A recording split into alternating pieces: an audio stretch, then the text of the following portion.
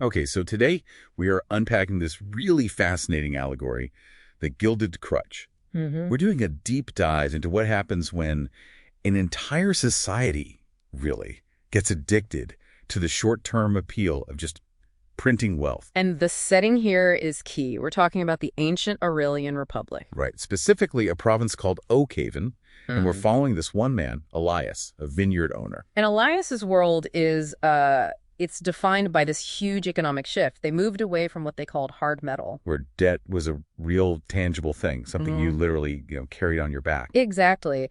And they moved to something new, this discovery they called the ghost stream. Which sounds ominous. It was the Great Mint's new ability to create tokens of value out of thin air, extakilo. And they did this to pay for what?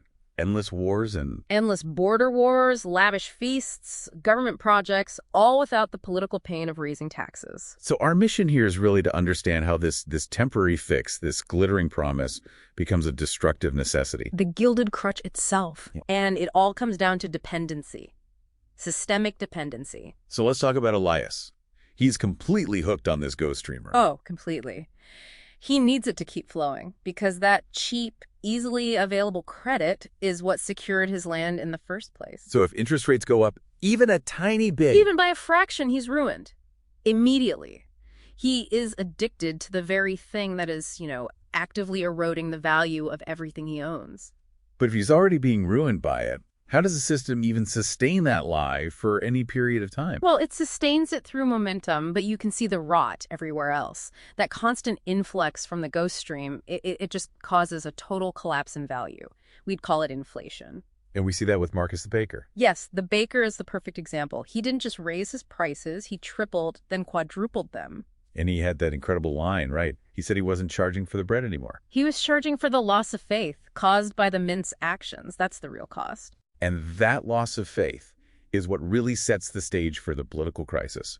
A new governor shows up. Promoting structural reform. He calls it the cure. Which meant doing all the painful things. Cutting Senate waste, ending the border skirmishes. And most importantly, burning the ghost stream. Turning off the tap for good. Which sounds great long term, but it brings up this agonizing concept of social pain. It does. Because the governor's cure, while it would absolutely save the republic in the long run, it would essentially kill the present. It was an impossible choice. A completely impossible choice. Both paths, the crutch or the cure, meant immediate disaster for huge parts of the population. I mean, you look at the different groups. Elias, without that cheap credit, faces what? Immediate homelessness. His vineyard is gone. And the soldiers. Their pensions were funded by the stream. They'd get nothing. The builders, too. Their government contracts would just evaporate. So you have the most organized and, frankly, the most vocal parts of the republic facing instant, crushing poverty. And that's why the political reaction was so visceral. Of course. The crowd, when they're faced with that bitter medicine versus the promise of, just a little more relief. They shouted him down. We can't afford the cure. They chased him out. And the Great Mint, in a panic, just accelerated the ghost stream to quiet the unrest. And that political failure, that lack of discipline, that was the final nail, wasn't it? That was it. The market saw it as a complete surrender. The relief only lasted for about a year. And then trust. The thing the baker was charging for. It just evaporated. Completely. The ghost stream ran dry because no one believed in it anymore. There was no restraint. The collapse that followed was total. I mean, the detail about the coins being used as paving stones. Because they couldn't even buy a loaf of bread. It's a devastating image. And that's where Elias has his final terrible realization, standing in the ruins of it all. Yes. He realizes they hadn't been using the crutch to walk forward. They were using it to keep from noticing they were already falling. And that's the core of it. The temporary relief just masks the fundamental decay. It's chilling. It really is. So that brings up a really important question for you listening to this.